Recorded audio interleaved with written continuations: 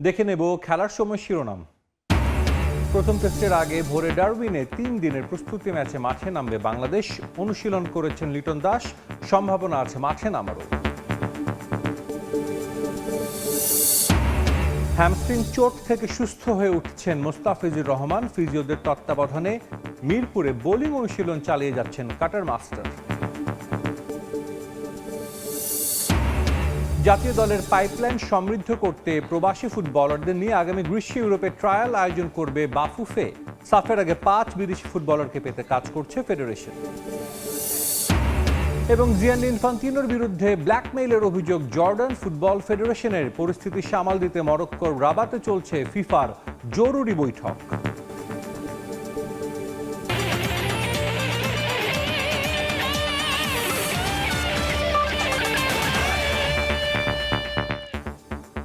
শুরুতেই ক্রিকেট প্রসঙ্গ। ডারউইনে প্রথম টেস্টের আগে কাল প্রস্তুতি ম্যাচে মাঠে নামবে বাংলাদেশ দল। ম্যাচ সামনে রেখে অনুশীলন করেছে বাংলাদেশ। দলের সঙ্গে যোগ দিয়েছেন লিটন কুমার দাস। সম্ভাবনা আছে কাল মাঠে নামারও। ডারউইনে ম্যাচ শুরু হবে বাংলাদেশ সময় কাল ভোর 6:30টায়। ডারউইনে দলের সঙ্গে লিটন কুমার দাস। বাংলাদেশ সমর্থকদের জন্য এমন একটা ছবি অনেক বড় স্বস্তির।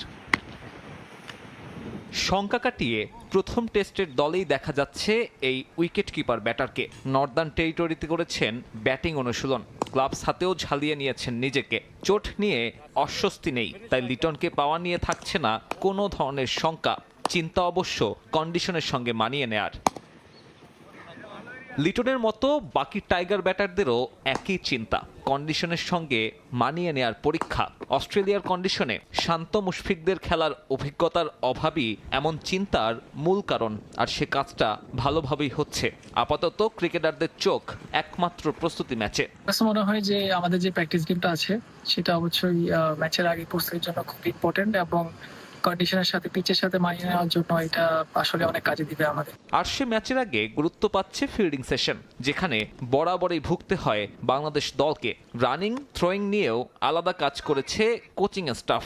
লক্ষ্য একটাই, ডারউইন টেস্টে অস্ট্রেলিয়াকে কঠিন চ্যালেঞ্জ উপহার। খুব ভালো প্র্যাকটিস সেশন হচ্ছে আজকে। ফিল্ডিং হলো, ব্যাটিং হলো, বোলিং হলো। এরপরে অবশ্যই আমাদের আরো সামনে অনেক টাস্ক আছে এবং অনেক সেশন আছে। শুধুমাত্র কন্ডিশনের সঙ্গে মানিয়ে নেওয়া নয়, প্রস্তুতি ম্যাচে মেলাতে হবে দলের কম্বিনেশনও। নাহিদ রানা না থাকায় তৃতীয় পেসার হিসেবে খালিদ নাকি এবাদত, সে লড়াই আছে পুরোদস্তুর স্পিনার খেলানোর হিসেব নিকেশও। ফিল সিমন্সের জন্য তাই 3 দিনের প্রস্তুতি ম্যাচ ভীষণ গুরুত্বপূর্ণ। তবে ডিএক্সি অ্যারেনায় এই ম্যাচ দেখার সুযোগ পাচ্ছে না দর্শকরা, যদিও স্কোর আপডেট পাওয়া যাবে বিভিন্ন ক্রিকেট ওয়েবসাইটে। সাব্বির মিথুন, সময় সংবাদ। জাতীয় দল থেকে বাদ পড়া ক্রিকেটারদের ভুল শোধরাতে বেশি মনোযোগ দেওয়া হচ্ছে এ দলের কার্যক্রমে। সাইফ হাসান, মাহমুদুল হাসান জয়দের ব্যাটিং সমস্যার সমাধানে গুরুত্ব দেওয়া হচ্ছে বলে জানান কোচ মিজানুর রহমান বাবুল। প্রোটিয়ায় হতে যাওয়া সিরিজ বিবেচনায় রেখে অনুশীলনে আনা হয়েছে পরিবর্তন। তবে এখনও জাতীয় দলের পেসারদের রিপ্লেস করার মতো বোলার এ দলে নেই বলে স্বীকার করলেন বাবুল। দীর্ঘদিন পর জাতীয় দলে ফিরে ভিন্ন রূপ দেখান ব্যাটার সাইফ হাসান। এশিয়া কাপে তার ব্যাটিং মুগ্ধ করেছিল ম্যানেজমেন্টকে, তবে এরপর কোথায় যেন হারিয়ে গেলেন টাইগার ব্যাটার। রান নেই ব্যাটে, আউটের ধরন নিয়েও আছে অনেক প্রশ্ন। এই ব্যাটার নিজের সেরা ছন্দ ফেরার মঞ্চ পেয়েছেন এ দলে, যেখানে কোচ মিজানুর রহমান বাবুল কাজ করছেন তাকে নিয়ে। এই দলে আরও আছেন টেস্ট ব্যাটার মাহমুদুল হাসান জয়। অস্ট্রেলিয়ার বিপক্ষে সাদা পোশাকের দল থেকে বাদ পড়েছেন। এ দলের হয়ে নিজের ভুল শোধরানোর কাজ করছেন। একই সঙ্গে জাতীয় দল থেকে বাদ পড়া ক্রিকেটারদের ঘাটতি উন্নতিতে মনোযোগ এই দলের কার্যক্রমে। যারা নাকি অনেক বেশি ম্যাচ খেলে, যেমন বিভিন্ন ফরম্যাটে খেলে, সো অনেক সময় অনেক স্কিল ছুটে যায়। টি-20 যারা খেলে তাদের একরকম স্ট্রাইক রেটে ব্যাটিং করতে হয়। সাইফ অনেক তাড়াতাড়ি অ্যাডাপ্ট করতে পেরেছে এবং অনেক ভালো ব্যাটিং করছেন। Afif top middle order batsman. So Afif আমার দেখা বাংলাদেশে অনেকের মধ্যে একজন, যে সে গ্রাফটিং করে খেলতে পারে। বর্তমানে সাউথ আফ্রিকায় ট্রাই সিরিজ খেলছে বাংলাদেশ ইমার্জিং দল। সেখানে প্রথম ম্যাচে বাজে অভিজ্ঞতা হয়েছিল লাল সবুজ প্রতিনিধিদের। কদিন পর এ দল খেলতে যাবে সেখানে, তাই প্রোটিয়া কন্ডিশন বিবেচনায় রেখে অনুশীলনেও আনা হয়েছে হয়েছে ভিন্নতা। সাউথ আফ্রিকা বাউন্স ট্রেকে খেলতে যাব, সো ওইটা মাথায় রেখে আমরা কিছুটা ওই আদলে প্র্যাকটিস করার চেষ্টা করেছি। চ্যালেঞ্জিং ট্যুর হবে। ন্যাশনাল টিমের অনেক যারা রিসেন্টলি খেলে এসেছে, সাইফ আছে, জয় আছে, তাদেরকে আবার ভালো একটা পারফর্ম করানো, এটা মেন উদ্দেশ্য থাকবে। জাতীয় দলের কোনো ক্রিকেটার ইনজুরি কিংবা অফ ফর্মে থাকলে সুযোগ পাবেন এ দলের ক্রিকেটাররা, কিন্তু দলের বাইরে থাকা ক্রিকেটাররা কতটুকু প্রস্তুত জাতীয় দলে পারফর্ম করতে, বিশেষ করে পেস ইউনিট কোচ বাবুল অবশ্য স্বীকার করলেন এখনও সমানভাবে জাতীয় দলের খেলোয়াড়দের রিপ্লেস করার মতো ক্রিকেটার নেই। ন্যাশনাল টিমে যারা খেলে তাদেরকে ব্যাক করার মতো এত বলার তো এখন পর্যন্ত আমরা তৈরি করতে পারিনি, বাট আমাদের পাইপলাইনগুলো যারা নাকি ব্যাকআপ বোলার আছে, পেস বোলিং ইউনিটটা আমাদের খুব ভালো স্টিল আছে। রানারগত সময় দিতে হয়েছে, তো ওই সময়টা দিলে আমরা মনে হয় যে আরেকটা bunch of pace bowling unit পাবো। দেশের মাটিতে 16 আগস্ট পর্যন্ত চলবে এ দলের অনুশীলন কার্যক্রম। 19 আগস্ট সাউথ আফ্রিকার উদ্দেশ্যে দেশ ছাড়বেন ক্রিকেটাররা। তারেক হাসান শিমুল, সময় সংবাদ, ঢাকা। হ্যামস্ট্রিং চোট থেকে ধীরে ধীরে ফিট হয়ে উঠছেন মোস্তাফিজুর রহমান। মিরপুরে বোলিং অনুশীলন চালিয়ে যাচ্ছেন কাটার মাস্টার। ফিজিওদের তত্ত্বাবধানে দিনে 6 ওভার করে বোলিং করছেন টাইগার পেসার। দেশের ক্রিকেট ফ্যানদের জন্য স্বস্তির খবর, কাটারের ম্যাজিক ম্যান 22 গজে ফিরতে তৈরি হচ্ছেন। জুলাইয়ে জিম্বাবুয়ে সফরে ইনজুরিতে পড়ে মাঠের বাইরে ছিটকে যান। হ্যামস্ট্রিংয়ের চোটে মাস খানেক আছেন বাইরে। গ্রেড 1 ইনজুরি থেকে ধীরে ধীরে সেরে উঠছেন tiger pacer Mustafizur Rahman. Home সিরিজগুলোতে টানা সাফল্যের সুখস্মৃতি নিয়ে জিম্বাবুয়ে সফরে গিয়েছিল বাংলাদেশ দল, তবে আফ্রিকান সয়েলে খুব একটা সুবিধা করতে পারেনি তারা। একমাত্র টেস্টে হার ইনিংস ব্যবধানে। টি-20 জিতলেও হেরেছে ওয়ানডে সিরিজ। ওই সফরে একটা ম্যাচেই মাঠে নেমেছিলেন মোস্তাফিজ। হারারেতে সিরিজের প্রথম ওয়ানডেতে সেদিন পুরো 10 ওভার বোলিং করা হয়নি তার। চোটের কারণে বোলিং করতে পেরেছিলেন 6 ওভার। ম্যাচে ফেরার লড়াইটাও ফিজ করছেন দিনে 6 ওভার বোলিং অনুশীলন করে। পুনর্বাসন প্রক্রিয়ার মধ্য দিয়ে যাওয়া এই তারকা পেসার মূলত আছেন ফিজিও মুজাদ্দেদ আলফা সানির তত্ত্বাবধানে। তবে এদিন তার সঙ্গী ছিলেন আরেক ফিজিও দেলোয়ার হোসেন শিবা। কবে নাগাদ মাঠে ফিরতে পারবেন মোস্তাফিজ তা এখনও আনুষ্ঠানিকভাবে জানাননি বিসিবি চিকিৎসকরা। তবে জানা গেছে শিগগিরই সম্পূর্ণ ফিট হয়ে উঠবেন কাটার মাস্টার। সবকিছু ঠিক থাকলে আগামী মাসে 3টি করে ওয়ানডে ও টি-20 খেলতে বাংলাদেশে আসার কথা ভারতীয় ক্রিকেট দলের। ওই হোয়াইট বল সিরিজ দিয়েই আন্তর্জাতিক ক্রিকেটে ফিরতে পারেন মোস্তাফিজ। মাকসুম আলম খান, সময় সংবাদ, ঢাকা। ফুটবল প্রসঙ্গ, জাতীয় দলের পাইপলাইন সমৃদ্ধ করতে প্রবাসী ফুটবলারদের নিয়ে আগামী গ্রীষ্মে ইউরোপে ট্রায়াল আয়োজন করবে বাফুফে। সাফের আগে বাংলাদেশ দলে 5 বিদেশি ফুটবলারকে পেতে কাজ করছে ফেডারেশন। সেপ্টেম্বর উইন্ডোতে সাফ চ্যাম্পিয়নশিপের প্রস্তুতিতে কিরগিজস্তানে 4 জাতি বা ঢাকায় 3 জাতি ফুটবল টুর্নামেন্ট খেলার লক্ষ্য বাংলাদেশের। চূড়ান্ত সিদ্ধান্ত কোচ থমাস ডুলির ওপর ছেড়ে দিয়েছে ফেডারেশন। এদিকে লুই ওয়াটসনকে নিয়ে সামাজিক যোগাযোগ মাধ্যমে ছড়িয়ে পড়া গুঞ্জন উড়িয়ে দিয়েছে বাফুফে। বাংলাদেশের হয়ে খেলতে চান না আইরিশ পেশাদার এই ফুটবলার। হামজা সমিতদের হাত ধরে দেশের ফুটবলে হয়েছিল নতুন দিগন্তের উন্মোচন। তাদের পথ ধরে একে একে শেকড়ের টানে বাংলার জার্সিতে জায়ান ফাহমিদুলরা যোগ দেন। পৃথিবীর বিভিন্ন প্রান্তে উন্নত জীবনের খোঁজে ছড়িয়ে থাকলেও দেশের মাটিতে গত বছর ট্রায়ালে এসেছিলেন এক ঝাঁক উদীয়মান তারকা। তবে এবার দেশে নয়, জাতীয় দলকে আরো শক্তিশালী করতে আগামী গ্রীষ্মে প্রবাসীদের ট্রায়াল ইউরোপে করার পরিকল্পনা বাফুফের। নেক্সট সামার একটা প্রপার ক্যাম্প করা ইউরোপের যে কোনো এক জায়গায়, যেন ইউরোপে যারা আছে তারা ওখানে এসে, বিকজ ইউরোপ থেকে বাংলাদেশে এসে ট্রায়াল দিয়ে যদি না টিকে নিজ খরচে, ইটস ভেরি ডিসঅ্যাপয়েন্টিং।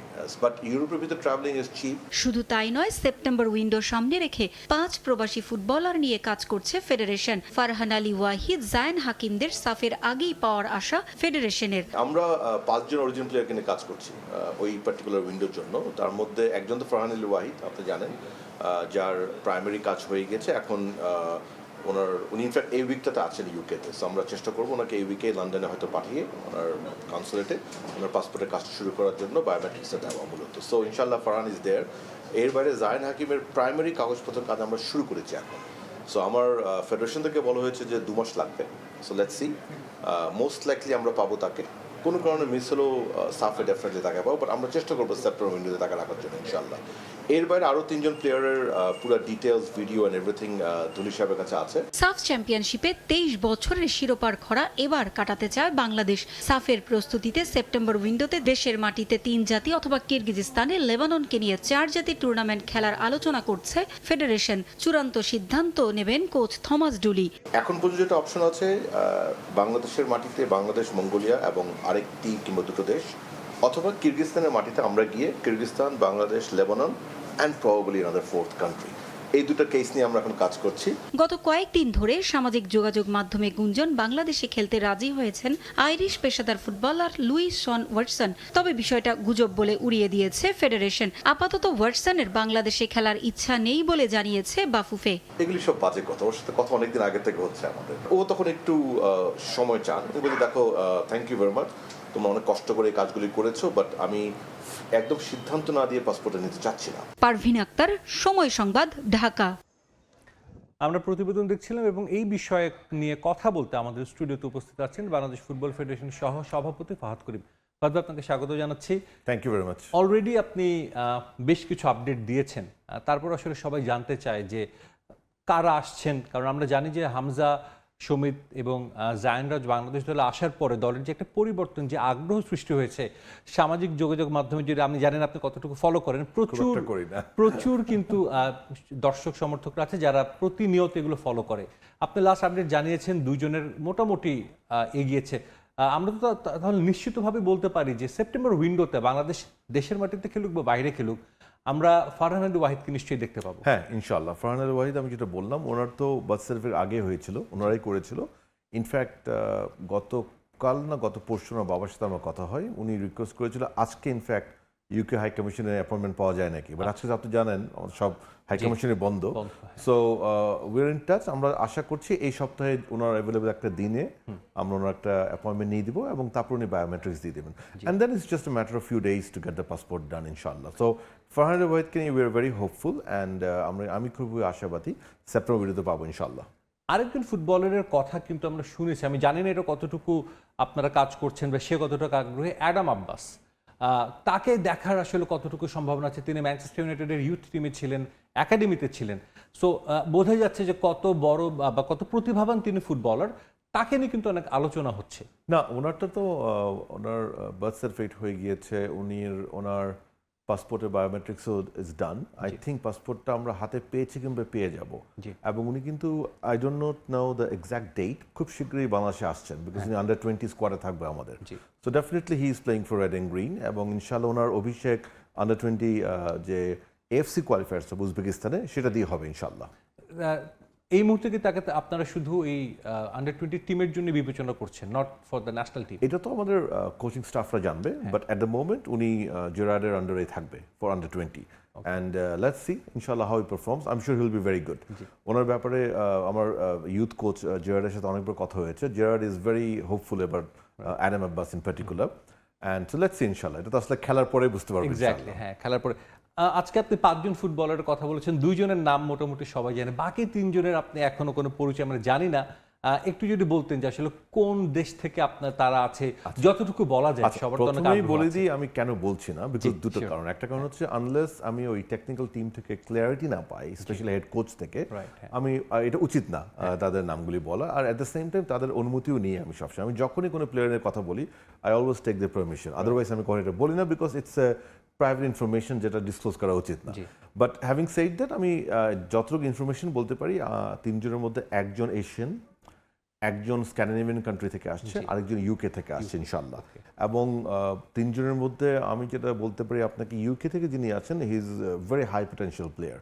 সো আমি কনফিডেন্ট ওনাকে আমরা যখনই ওনার কাগজপত্র হয়ে যাবে, definitely he will be call in the national team ক্যাম্পে, ডেফিনেটলি, কোনো সন্দেহ নাই। আর বাকি 2 জন যারা আছে they are also very talented, but let's hope head coach সাহেব কি বলে আমাকে, এগুলি থমাস ডুলি সাহেবের কাছে আছে এখন। So he is reviewing those things, and let's see what he says ইনশাআল্লাহ। তাদেরকে সেপ্টেম্বরে পাওয়ার সম্ভাবনা কতটুকু? 2 জন তো মোটামুটি কনফার্ম। হ্যাঁ, 5 জন, 2 জন তো সেপ্টেম্বরে কনফার্ম, আরেকজন হয়তো বা হয়ে যেতে পারে সেপ্টেম্বরে, to be very honest I am hopeful. আরেকজন ইনফ্যাক্ট 2 জন হতে পারে সেপ্টেম্বরে। 5th জন ওনার ডকুমেন্টারি একটু সময় লাগবে, সো বাট ডেফিনেটলি ওনাকে সাফের আগে আমরা পাবো। বাট আই বিলিভ সেপ্টেম্বরে এই 5 জনের মধ্যে ইনশাআল্লাহ সব ঠিকঠাক হলে আমরা 4 জনকে পাবো ইনশাআল্লাহ। গ্রেট। আমাদের কোচ থমাস রুল একদম নতুন, খুব বেশি দিন হয়নি, মানে একটা দেশে এসে কাজ করছেন, একেবারেই বিপরীত একটা দেশ তিনি যেখানে অতীতে কাজ করেছেন ইউরোপের কান্ট্রিগুলোতে।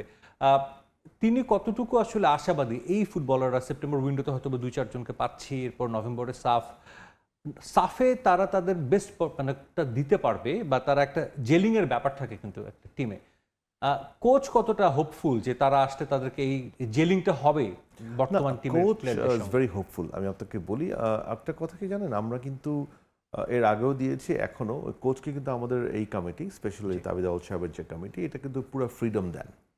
আপনি দেখেন ওনার যে টেকনিক্যাল স্টাফ, এটা কিন্তু Right, পুরোপুরি হ্যাঁ। ওনার ওনারই, কনসার্ন নিয়ে আমরা অলমোস্ট 1.5 মাস ধরে অনেকগুলো ইন্টারভিউ রিভিউ, আমাদের প্রেসিডেন্ট সাহেব মানে 1-2 বার করে কথা বলেছেন, কোচের ওপিনিয়ন নিয়েছেন, তারপরে ফাইনালি দে ফাইনালাইজড। এবং বাংলাদেশের হিস্ট্রিতে হয়তো সবচেয়ে বেশি বিদেশি কোচ, মানে এটা আসলে মানে দ্য রিজন ইজ কি জানেন, এটা আমরা হেড কোচ যখন অ্যাপয়েন্ট করি, আমরা হেড কোচকে সে অথরিটি দিই, তাকে বলি আপনি কি চান। উনি যদি বলতো উনি দেশি কোচ চান, আমরা ওনাকে দেশি দিই। দেশি কোচ, হ্যাঁ, উনি তার যেভাবে রিকোয়ারমেন্টই তো অ্যাবসলিউটলি তার জি। রিকোয়ারমেন্টটা আমাদের সভাপতি মহোদয় এটা উনি নিজে দেখেন, টু বি ভেরি অনেস্ট। এবং absolutely what ever our head coach Gerardo কি চেয়েছে, ধুলিও কি চেয়েছে, যেভাবে চেয়েছে সেভাবে আমরা টিম দিয়েছি। সো উনি তো ওনার টিমটাকে সাজালো এখন। আমার মনে হয় সেপ্টেম্বর উইন্ডোটা উনি নিজেই অনেক টেস্ট করবে, আমার যেটা মনে হয়, আমি sure, because combinations and everything test করবে, সো দ্যাট আপনি যেটা বললেন সাফে একদম বেস্ট অফ দ্য বেস্ট নিয়ে উনি আসতে পারেন। That is very important. ওনার কাছে উনি নিজেই প্লেয়ারদের ভিডিও নেন, আমার থেকে অনেক সময় প্লেয়ারদের ক্লাবের কোচের নাম্বার নেন, তার সাথে কথা বলেন। হ্যাঁ, সো আমার কাছে যেটা মনে হচ্ছে আমাদের এখন যে 2 জন কোচ আছে, থমাস দুলি এবং Gerard for the youth, they are extremely active, I have to be very honest. ওনারা খুবই অ্যাক্টিভ, মানে আমার মেসেজ রাত 2টা-2টার সময় মেসেজ পাই আমি ওদের থেকে, এবং ওনারা একদম খুব মেটিকুলাসলি কাজ করছেন।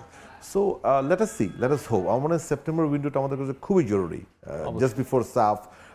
তাদেরও যে এক্সপেরিমেন্টস বলেন, তাদের যে প্ল্যান বলেন, তাদের যে প্রিপারেশন বলেন, সব কিছুরই বহিঃপ্রকাশ আমরা দেখবো সেপ্টেম্বর উইন্ডোতে ইনশাআল্লাহ। So let's C. আরেকটা বিষয় একটু জানতে চাই যে সামনে সাফ রয়েছে, দীর্ঘদিন পর আমাদের দেশের মাটিতে সাফ হচ্ছে, আপনি ফুটবলারদের মধ্যে কতটুকু ওই আর্চটা দেখছেন? আপনারা বলছেন আপনারা চান যে শিরোপা জিততে, ফেডারেশন যে প্রচুর দর্শকরাও চায়, ফুটবলারদের মধ্যে আর্চটা কতটুকু দেখছেন? এই যাদের সঙ্গে কথা বলছেন তারা তো আসলে এখনো বাংলাদেশকে রিপ্রেজেন্ট করেনি, কিন্তু তারা তো নিশ্চয়ই ভিশনটা জানে যে তারা কি জন্য আসছে। বাংলাদেশ একটা শিরোপা চায়, যেটা আমরা তো নারী ফুটবলে পেয়েছি, আমরা বয়সভিত্তিক ফুটবলে পেয়েছি, কিন্তু ন্যাশনাল টিম সেই শিরোপাটা পায়নি। হামজা চৌধুরীও কিন্তু বলেছেন একাধিকবার যে তিনিও চান একটা সাফ জিততে। তাদের মধ্যে কথা বলে কতটুকু সেই আর্টসটা আপনি দেখেছেন? যে আমি যাদের সাথে কথা বলেছি, দে আর অল এক্সট্রিমলি এক্সাইটেড অ্যাবাউট সাফ, এবং তারাও চান শিরোপা, বিকজ শিরোপা ইজ এ গ্লোরি। আপনি যখন একটা শিরোপার পার্ট হন অ্যাজ এ প্লেয়িং ক্যারিয়ারে, it's a medal that you get. So definitely তারা খুবই মোটিভেটেড এই ব্যাপারে, এবং তারা খুবই অ্যাপ্রিসিয়েট করছে আমাদের তরফ থেকেও যে কার্যক্রম, যে সাফকে চিন্তা করে আমরা দলটাকে কত শক্তিশালী করতে পারি, সাফকে চিন্তা করে আমাদের হেড কোচ থমাস দুলি অপোনেন্টও চিন্তা করছে কার সাথে খেলবে না খেলবে সেপ্টেম্বর উইন্ডোতে, যেন সাফের প্রিপারেশনটা ভালো হয়। So definitely from the players, coaching staff and 20 কোটি বাংলাদেশি যারা বাংলাদেশে আছে এবং যারা বাংলাদেশের বাইরেও আছেন, আমার সবাই খুবই মোটিভেটেড। বাট ইন পার্টিকুলার আপনার প্রশ্নে, all these players are extremely motivated, এবং আপনি সাফের যে লঞ্চ সেরিমনি হয়, যেটা সাফ করেছিল, সো উই ওয়ার ইনভাইটেড, আমরা তো গিয়েছিলাম, সেখানে কিন্তু আমাদের 2 জন ন্যাশনাল প্লেয়ারও ছিল, তপু ছিলেন এবং মোরসালিন ছিলেন। তো ওনারাও কিন্তু দে আর অলসো ভেরি এক্সাইটেড, কারণ সবাই শিরোপা চায়। I think it's very human instinct যাকে বলা যেতে পারে। অবশ্যই আমাদের সাফের আগে কিন্তু সেপ্টেম্বর উইন্ডোটা খুবই ইম্পর্টেন্ট, একটা বলা যায় একটা বেশ একটা লম্বা বিরতির পর কিন্তু আবার ন্যাশনাল টিম মাঠে নামবে। এই সেপ্টেম্বর উইন্ডোতে আমরা জানি যে গত প্রায় 8-10 দিন ধরেই কিন্তু কথা চলছে, আইদার আমরা হোমে খেলবো বা বাইরে গিয়ে খেলবো। কোচ চাইছেন হোমে খেলতে, বিকজ এখানেই সাফটা খেলতে হবে, কিন্তু আবার সেপ্টেম্বরে যে ওয়েদার থাকবে আমাদের ঢাকার, নভেম্বরে ঠিক সেম ওয়েদারটা থাকবে না। সো উনার হয়তো বা, বাট এই মাঠের সাথে সবাই পরিচিত। তারপরও আপনারা আসলে কি চাইছেন? আপনারা কোচের উপর ছেড়ে দিয়েছেন, কিন্তু অন্য যে কান্ট্রিগুলোর সাথে খেলার প্রস্তাব এসেছে বা আপনারা দিয়েছেন, তারা কি চাইছে, সেখান থেকে রেসপন্স কতটুকু পেয়েছেন, সেটা আমাদের কোথায় হতে পারে? মানে সবাই আসলে দেশের মাটিতে হলেও ভালো, আমরা ম্যাচ দেখতে পারবো, দর্শকরা দেখতে পারবে, বিদেশে হলেও আসলে ম্যাচ দেখতে না পারলেও ভালো অপোনেন্ট পাবো। সেক্ষেত্রে আসলে আপনারা রেসপন্স কেমন পাচ্ছেন? কোন দেশে না বাইরে, কোথায় খেলা হতে পারে? আসলে আমার সভাপতি মহোদয়ের ইচ্ছা ছিল, তখন আমরা আসলে জানতাম যে সাফ নভেম্বরে হবে, সো ওনার ইচ্ছা ছিল যে যেহেতু এবছর দেশে কোনো খেলাই হয় নাই, এবং লাস্ট ইয়ার খেলাতে আমরা খুব ভালো রেসপন্স পেয়েছি। উনি বলেছে যে ফ্যানরা ডিজার্ভ করে দেশের মাটিতে একটা খেলা। সো ওনার প্ল্যান ছিল 4 জাতি করার ঢাকায়, এবং সেই জন্য কিন্তু আমরা প্রায় 32টা দেশে চিঠি পাঠিয়েছিলাম। আনফর্চুনেটলি ওই সময়টাতে একদিকে আসিয়ান হচ্ছে, আরব রিজনও একটা কি টুর্নামেন্ট হচ্ছে, সেন্ট্রাল যাকে বলি আমরা উজবেকিস্তান, ওদিকেও কি একটা টুর্নামেন্ট হচ্ছে, সবকিছু মিলে ইট ওয়াজ ভেরি ডিফিকাল্ট। তো প্রাইমারিলি আমরা মঙ্গোলিয়া থেকে একটা ইন্টারেস্ট পাই, এবং আর একটা দেশ ওরা রাজি হয়েছিল, বাট ওদের ম্যানেজমেন্ট আবার রাজি হয় নাই, মানে ওদের হেড কোচ রাজি হয়েছিল, ম্যানেজমেন্ট রাজি হয়নি। আরেকটি দেশ এখন রাজি হয়েছে, আমি এখন নামটা না বলি বিকজ ফাইনাল হয় নাই, বাট ওদেরকে আবার মানে কিছু এক্সপেন্স আমাদেরকে দিতে হবে, মানে ওদের আসা যাওয়ার খরচটা আমাদেরকে বের করতে বলেছে, পুরো খরচটা আসলে আমার থেকে চাচ্ছে। সো এই সিদ্ধান্তগুলি সবকিছু আমাদের সভাপতি মহোদয় নেবেন, বাট দেশে যদি হয় Bangladesh and Mongolia is confirm, এর বাইরে হোপফুলি আমরা এশিয়ার আরেকটা দেশ পেতে পারি, এখন একটা ডিসকাশন চলছে। ফোর্থ কান্ট্রি নিয়ে we are not very hopeful at the moment. সেখানেই আমরা যখন কিরগিজস্তান থেকে ইনভিটেশন পাই, আমরা কিরগিজস্তানকে অফার করি যে দেখো তুমি তো একটা 4 জাতি করতে চাচ্ছ, আমার এখানে তুমি চলে আসো, তাহলে কিন্তু একটা 4 জাতি হয়ে যায়। সো এই ডিসকাশনটা এখন চলছে অ্যাট দ্য টপ লেভেল, মানে আমাদের প্রেসিডেন্ট ওদের প্রেসিডেন্টের সাথে কথাবার্তা চালাচ্ছে। আবার কিরগিজস্তান বারবার আমাদেরকে বলছে যে দেখো আমার অলরেডি এখানে লেবানন ইজ কনফার্ম, ওখানে লেবানন কনফার্ম করেছে, ভেরি গুড টিম, মানে this are all strong teams. So Lebanon is confirm, তুমি চলে আসো, আর ফোর্থ কান্ট্রি দখলে আমি রিজনের কাউকে ডেকে নিয়ে আসলাম।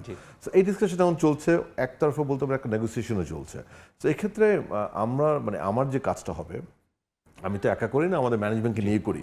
তো আমরা ওই কেস সিনারিও দুটাই দিয়ে দেবো কোচকে, তারপরে কোচ আর আমাদের প্রেসিডেন্ট সাহেব আলাপ করে যেটা সিদ্ধান্ত নেয়, আমি শিওর উনি ন্যাশনাল টিমস কমিটিতে আলাপ করে they will take a final call. আমরা কবে নাগাদ জানতে পারি, বিকজ সময় অলরেডি সময় কম। I think I was actually hoping 31st July হয়ে যাবে, যেটা হলো না। তো আমার বিশ্বাস আমাদের প্রেসিডেন্ট সাহেব will be coming very soon, উনি এখন দেশের বাইরে আছেন। By mid of August will know ইনশাআল্লাহ, ডেফিনেটলি। কারণ আপনার এই উইন্ডোটা কিন্তু সেপ্টেম্বরের শেষে, এটা সেপ্টেম্বর 1st না, so we do have some time, but mid August ইনশাআল্লাহ I believe will have a clarity ইনশাআল্লাহ। অসংখ্য ধন্যবাদ। আমরা অপেক্ষায় আছি, সবাই প্রত্যাশা করছি একটা ভালো প্রস্তুতি নিয়ে বাংলাদেশ সাফ খেলবে এবং দীর্ঘ 23 বছরের যে শিরোপা করে সেটা হয়তো এবার খোঁজে। আপনাকে অসংখ্য ধন্যবাদ, জানিয়েছেন অনেক তথ্য, সামনে আরো জানাবেন, কারা আসছে সবাই অধীর আগ্রহ অপেক্ষা করছে। অসংখ্য থ্যাংক ইউ ভেরি মাচ আপনাকেও। আমাদের সঙ্গে এতক্ষণ কথা বলছিলেন বাফুফের সহ সভাপতি ফাহাদ করিম। দেখছেন খেলার সময়, সঙ্গেই থাকুন। ফিফার সহযোগিতায় শুরু হয়েছে playing for peace FIFA foundation community programme 2025-26। Gulshan youth ক্লাবে শুরু হয়েছে প্রোগ্রামটির 2য় বর্ষের কার্যক্রম। মাদক থেকে শিশু কিশোরদের দূরে রাখতে এমন আয়োজন নিয়মিত দেখতে চান প্রধানমন্ত্রীর একান্ত সচিব আব্দুর রহমান সানি। ঢাকার একটি আর্টিফিশিয়াল টার্ফে শিশু কিশোরদের মিলন মেলা। ফিফা ফাউন্ডেশনের সহযোগিতায় প্লেইং ফর পিস প্রোগ্রামের 2য় বর্ষের কার্যক্রমে অংশ নেন উদীয়মান ফুটবলাররা। দেশের প্রথম প্রতিষ্ঠান হিসেবে ফিফা ফাউন্ডেশনের প্রোগ্রামের অফিসিয়াল পার্টনার অভিযাত্রিক ফাউন্ডেশন। 2025 সালে কার্যক্রমের আওতায় ঢাকার বিভিন্ন এলাকার 10 থেকে 18 বছর বয়সী প্রায় 1000 শিশু কিশোর ও 50 জন বিশেষ চাহিদা সম্পন্ন শিশু কিশোর নিয়মিত প্রশিক্ষণ ও সার্বিক বিকাশে অংশগ্রহণের সুযোগ পাচ্ছেন। আর এই কর্মসূচির মাধ্যমে আত্মবিশ্বাস, দলগত কাজ, নেতৃত্বের গুণাবলী অর্জন করতে পারবেন ফুটবলাররা। বিভিন্ন প্রতিষ্ঠানের কাছ থেকে এমন প্রোগ্রাম নিয়মিত আয়োজনের প্রত্যাশা বাফুফের সহসভাপতি ফাহাদ করিমের। আর এমন আয়োজন শিশু কিশোরদের মাদক থেকে দূরে রাখবে বলে আশা প্রধানমন্ত্রীর সহকারী একান্ত সচিব আব্দুর রহমান সানির। একটা সুস্থ সুন্দর জাতি গঠন করার ক্ষেত্রে শিক্ষার পাশাপাশি তো আমাদের খেলাধুলা লাগবেই, এবং সেই খেলাধুলা বলতে এই যে ফিল্ড মাঠের মধ্যে খেলাধুলা করতে হবে। এই যে 11 জনের টিমে খেলছে, সে একজন অধিনায়ক মানছে, এই যে একজন রেফারি আছে তাকে যে ফলো করছে, এটা তো একটা ডিসিপ্লিনের অংশ। এটা চমৎকার একটা আয়োজন। আমি অভিজাতি ফাউন্ডেশনকে সাধুবাদ জানাই যে under privileged boys and girls এবং স্পেশাল চিলড্রেন নিয়ে কাজ করছে। এই প্রোগ্রামে অংশ নেওয়া ফুটবলারদের স্বপ্নটাও বেশ বড়। জাতীয় দলের জার্সি গায়ে জড়াতে চান তারা। সেই সঙ্গে তৃণমূল থেকে আরও বেশি ফুটবলার খুঁজে বের করার এই প্রোগ্রামের জন্য ফিফাকে সাধুবাদ জানান ফুটবলাররা। কোচদের থেকে আমরা অনেক কিছু শিখতে পারি, ট্রেনিং করাই, সেশন করাই, তো এখান থেকে আমরা খেলা সম্পর্কে জানতে পারি আর কি। ফিট থেকে একজন ফুটবল প্লেয়ার হিসেবে বাংলাদেশের গর্ব করতে চাই। 2026 সালে 56টি ফুটবল প্রশিক্ষণ সেশন ছাড়াও 4টি ত্রৈমাসিক ফুটবল টুর্নামেন্ট সহ বিভিন্ন কার্যক্রম থাকবে ফিফার প্লেইং ফর পিস প্রোগ্রামে। ফাহিম ইসলাম, সময় সংবাদ, ঢাকা। মরক্কোতে ফিফার ঊর্ধ্বতন কর্মকর্তাদের সঙ্গে বিশেষ এক বৈঠকে বসেছেন জিয়ান্নি ইনফান্তিনো। বিশ্বকাপ স্বত্ব বিক্রি নিয়ে বহুমুখী চাপের মুখে আছেন ইনফান্তিনো। 2027 থেকে 31 চক্রে চতুর্থ মেয়াদে ফিফা সভাপতির পদে নির্বাচন করার কথা থাকলে ইতোমধ্যে সহযোগী দেশগুলোর আস্থা হারিয়েছেন তিনি। ফিফার গেম ডেভেলপমেন্ট প্রধান আর্সেন ওয়েঙ্গার ও ফিফার মহাসচিবও ইনফান্তিনোর বিপক্ষে অবস্থান নিয়েছেন। সাম্প্রতিক সময়ের সংকট নিরসন অফিসিয়ালদের সঙ্গে আলোচনায় বসেছেন ফিফা প্রেসিডেন্ট। বিশ্বকাপের অংশীদারিত্ব বিক্রির পরিকল্পনা ঘিরে সমালোচনায় টালমাটাল ফিফা। সেই বিতর্কের মধ্যে এবার সভাপতি জিয়ানি ইনফান্তিনোর বিরুদ্ধে প্রকাশ্যে ব্ল্যাকমেইলের অভিযোগ তুলেছে জর্ডান ফুটবল অ্যাসোসিয়েশনের সভাপতি প্রিন্স আলী বিন আল হুসেইন। ফিফার ভেতরের অস্থিরতা যেন থামছেই না। বিশ্বকাপের বাণিজ্যিক কার্যক্রমে বেসরকারি বিনিয়োগ পরিকল্পনা নিয়ে সদস্য দেশগুলোর তীব্র বিরোধিতার মুখে সম্প্রতি সেই উদ্যোগ থেকে সরে দাঁড়ায় ফিফা। এরপর থেকেই সংগঠনটির নেতৃত্ব নিয়ে প্রশ্ন আরও জোরালো হতে থাকে। পুনর্নির্বাচনের সমর্থন হারাতে থাকেন ফিফা সভাপতি জিয়ান্নি ইনফান্তিনো। এরই মধ্যে নতুন বিতর্কের জন্ম দিলেন জর্ডান ফুটবল অ্যাসোসিয়েশনের সভাপতি প্রিন্স আলী বিন আল হুসেইন। সামাজিক যোগাযোগ মাধ্যম এক্সে দেয়া এক পোস্টে তিনি দাবি করেন, বিশ্বকাপ চলাকালে ফিফার পক্ষ থেকে মৌখিকভাবে জানানো হয়েছিল জিয়ান্নি ইনফান্তিনোকে সমর্থন করলে জর্ডান ফুটবলের বিভিন্ন সমস্যা সমাধানে সহযোগিতা করা হবে। প্রিন্স আলীর ভাষায় এটি ছিল ব্ল্যাকমেইল। এ বিষয়ে স্পষ্ট ভাষায় তিনি জানিয়ে দেন, ইনফান্তিনোকে জর্ডান সমর্থন করবে না। জর্ডান নৈতিক মূল্যবোধে বিশ্বাস করে, তাই এমন চাপের কাছে তারা নতি স্বীকার করবে না এবং ইনফান্তিনোকে সমর্থনও দিবে না। এছাড়াও প্রিন্স আলী আরও কিছু বিষয়ে অভিযোগের তীর ছুড়ে দেন। বিশ্বকাপে অংশ নিতে গিয়ে জর্ডান একের পর এক সমস্যার মুখে পড়েছে। অনেক সমর্থক ভিসা পাননি, টিকিটের দাম ছিল চড়া, যুক্তরাষ্ট্রে অবস্থান করায় বিশ্বকাপে অংশগ্রহণের অর্থের উপর কর দিতে হয়েছে বলেও অভিযোগ করেন তিনি। তার দাবি, কানাডা বা মেক্সিকোতে ক্যাম্প করা দলগুলোর ক্ষেত্রে এমনটা ঘটেনি। এমনকি 2025 সালের আরব কাপের রানার্স আপ হওয়ার পরও এখনো পুরস্কারের অর্থ পায়নি জর্ডান, এমন দাবিও করেন তিনি। ফিফার ভেতরের বিরোধ এখন আর শুধু নীতিগত মতপার্থক্যে সীমাবদ্ধ নয়। সদস্য দেশের এক ফুটবল প্রধানের মুখে সরাসরি ব্ল্যাকমেইলের অভিযোগ বিশ্ব ফুটবলে নতুন বিতর্কের জন্ম দিয়েছে। এখন দেখার বিষয় ফিফা এই অভিযোগের জবাব দেয় কিনা। বিশ্ব ফুটবলের এই সংকট সহসায় কাটবে বলে মনে হচ্ছে না। নূরে জান্নাত, সময় সংবাদ। দলবদলের গুঞ্জনের মাঝে রিয়াল মাদ্রিদে অনুশীলন করেছেন ভিনিসিয়াস জুনিয়র। অনুশীলনে কোচ হোসে মরিনিওর সঙ্গে ভালো বোঝাপড়া হয়েছে বলেও জানান সেলেসাও তারকা। নতুন মৌসুমে ভালো করার প্রত্যয় 26 বছর বয়সী ফুটবলারের। তবে গণমাধ্যমে দল বদল নিয়ে প্রশ্ন এড়িয়ে যান ভিনি। নতুন চুক্তিতে ব্রাজিলিয়ান তারকাকে রিয়াল কর্তৃপক্ষ বছরে 22 মিলিয়ন ইউরো বেতনের প্রস্তাব দিলেও তার চাওয়া 30 মিলিয়ন। তাই সান্তিয়াগো বার্নাব্যুতে অনিশ্চিত সেলেসাও তারকার ভবিষ্যৎ। আবারও আলোচনায় ভিনিসিয়াস জুনিয়রের ট্রান্সফার। সেলেসাও তারকাকে দলে ভেড়াতে উঠে পড়ে লেগেছে প্রিমিয়ার লিগের বর্তমান চ্যাম্পিয়ন আর্সেনাল। ট্রান্সফার প্রসঙ্গে নিমরাজি ভিনি নিজেও। তবে এরই মাঝে রিয়াল মাদ্রিদে ফিরেছেন ব্রাজিলিয়ান তারকা। কোচ হোসে মরিনিওর অধীনে লম্বা সময় অনুশীলন করেছেন দলের সঙ্গে। বেতনের অঙ্ক ও বিভিন্ন সুযোগ সুবিধা নিয়ে মাদ্রিদের সঙ্গে এখনও ঝুলে আছে ভিনির চুক্তি। রিয়ালের সঙ্গে তার চুক্তির মেয়াদ শেষ হতে বাকি মাত্র 1 বছর। নতুন চুক্তিতে ভিনির বার্ষিক বেতন 17.5 মিলিয়ন থেকে বাড়িয়ে 22 মিলিয়ন ইউরোর প্রস্তাব দিয়েছে রিয়াল কর্তৃপক্ষ। তবে ভিনির চাওয়া 30 মিলিয়ন ইউরো। দুপক্ষের এমন দর কষাকষির সুযোগে ভিনিকে পেতে রিয়ালের চেয়ে মোটা অঙ্কের বেতন অফার করেছে আর্সেনাল। ভিনিও রিয়ালের সঙ্গে চুক্তি নবায়নে বেতন বাড়ানোর সিদ্ধান্তে অনড়। এ নিয়ে ক্লাব কর্তৃপক্ষের সঙ্গে বৈঠকে শিগগিরই জানা যাবে সান্তিয়াগো বার্নাব্যুতে ভিনির ভবিষ্যৎ। তবে মাদ্রিদে অনুশীলন শেষে দল নিয়ে বেশ ইতিবাচক দেখা যায় তাকে। সবকিছু খুব ভালোভাবেই এগোচ্ছে। কোচ ও খেলোয়াড়দের সঙ্গে পরিচিত হচ্ছি এবং কঠোর পরিশ্রম করছি। মরিনিও চান আমি যেন সব সময়ের মতোই থাকি, হাসি খুশি, প্রাণবন্ত এবং নিজের স্বাভাবিক ফুটবল খেলি। বিশ্বকাপের পর বিরতি শেষে রিয়ালে যোগ দিয়ে ভালো খেলার প্রত্যয় ব্যক্ত করেন ভিনি। তবে এড়িয়ে যান দল বদল নিয়ে তার পরিকল্পনার প্রসঙ্গ। আসন্ন মৌসুমে দলের জন্য নিজেকে পুরোদমে প্রস্তুত করছেন 26 বছর বয়সী এই ফরওয়ার্ড। আমাদের শারীরিকভাবে ভালো প্রস্তুতি নিতে হবে যাতে মৌসুম জুড়ে চোট কম হয় এবং আমরা সবাইকে দলে পাই। আজকের অনুশীলন খুব ভালো হয়েছে। আমরা সবাই খুব ক্লান্ত হয়ে মাঠ ছেড়েছি। প্রাক মৌসুমি প্রস্তুতি এমনই হয়, আমাদের শতভাগ প্রস্তুত থাকতে হবে। বিভিন্ন গণমাধ্যমের দাবি, ভিনিসিয়াসকে বিক্রি করতে নীতিগতভাবে রাজি আছে রিয়াল। তবে তার জন্য 10 কোটি পাউন্ডের বেশি ট্রান্সফার ফি দাবি করছে সফলতম স্প্যানিশ ক্লাবটি। আর্সেনালও জোর চেষ্টা চালাচ্ছে ভিনিকে দলে ফেরানোর। নতুন চুক্তির ব্যাপারে এখন পর্যন্ত সম্মত নয় কোনো পক্ষ। নাজমুল হাসান পুলক, সময় সংবাদ। গুঞ্জন সত্যি করে তুরস্কের ক্লাবে যোগ দিলেন মিশরের তারকা মোহাম্মদ সালাহ। কোনো ট্রান্সফার ফি ছাড়াই সালাহকে দলে ভিড়িয়েছে ট্রাবজানস্পোর।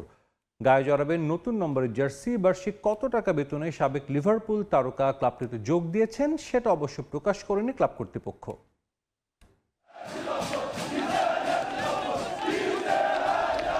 গুঞ্জনই সত্যি হলো, ইপিএল ক্লাব লিভারপুল ছেড়ে তুর্কি ক্লাবেই নাম লেখালেন মোহাম্মদ সালাহ। সব আলোচনার অবসান ঘটিয়ে বুধবার তুরস্কে পাড়ি জমান এই তারকা ফুটবলার। সামাজিক যোগাযোগ মাধ্যমে এ খবর ছড়িয়ে পড়তেই উচ্ছ্বাস প্রকাশ করেন তার ভক্ত সমর্থকরা।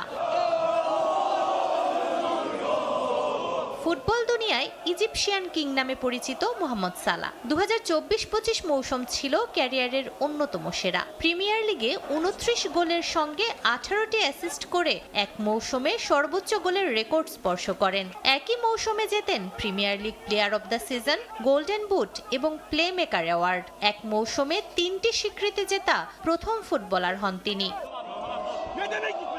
তবে সবশেষ মৌসুমে সেই ধার কিছুটা কমে যায়। 27 লিগ ম্যাচে করেন 7 গোল, সঙ্গে 7 অ্যাসিস্ট। চ্যাম্পিয়ন্স লিগের কয়েকটি গুরুত্বপূর্ণ ম্যাচে তাকে বেঞ্চেও থাকতে হয়। সেই সময়ে তৎকালীন কোচ আর্নে স্লটের সঙ্গে তার মতবিরোধ আলোচনায় আসে।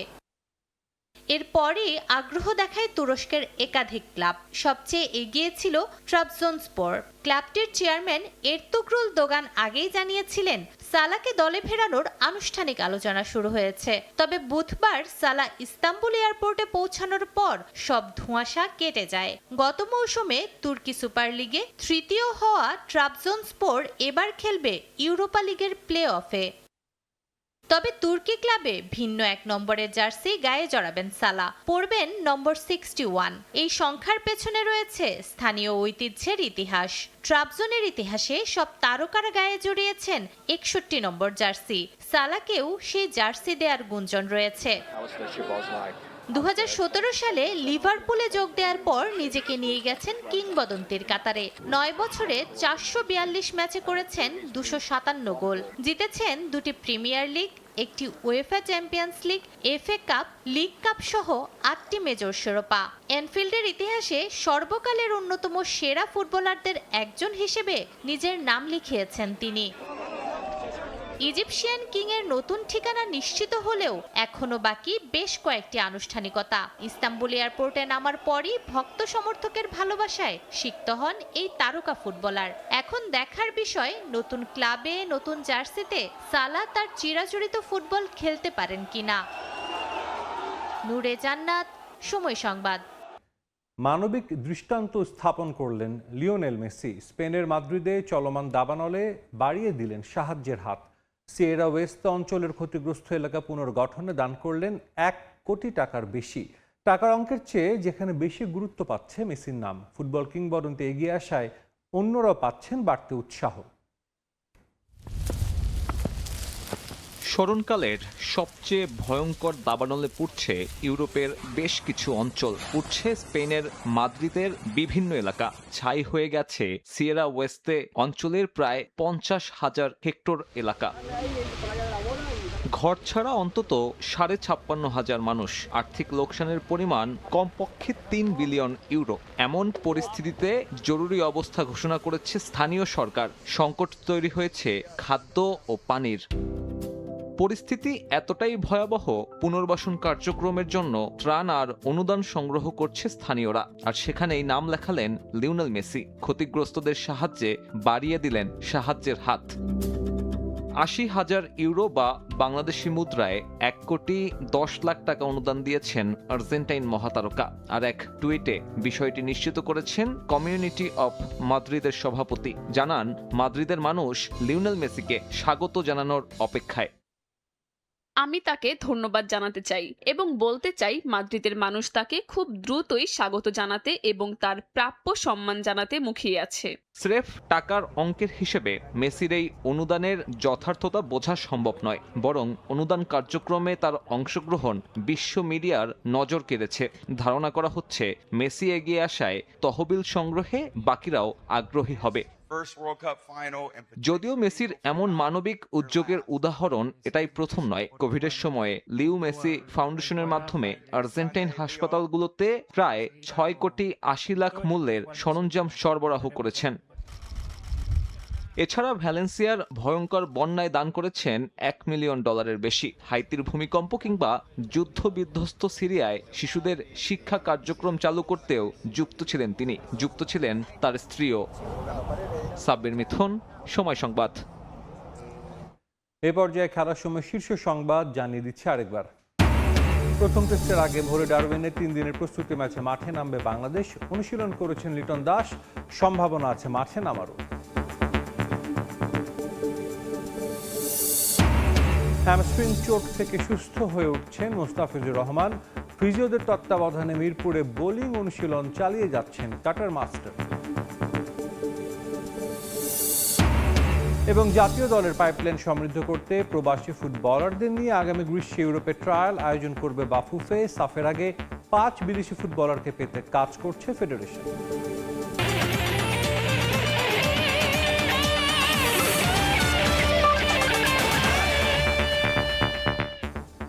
এই ছিল খেলার সময়। এরপর প্রবাসী সময়ের সঙ্গে থাকবেন মিসবাউল আলী। ধন্যবাদ সাজিদ। প্রবাসী সময় নিয়ে আসছি কিছুক্ষণ পর, সঙ্গেই থাকুন সময়ের।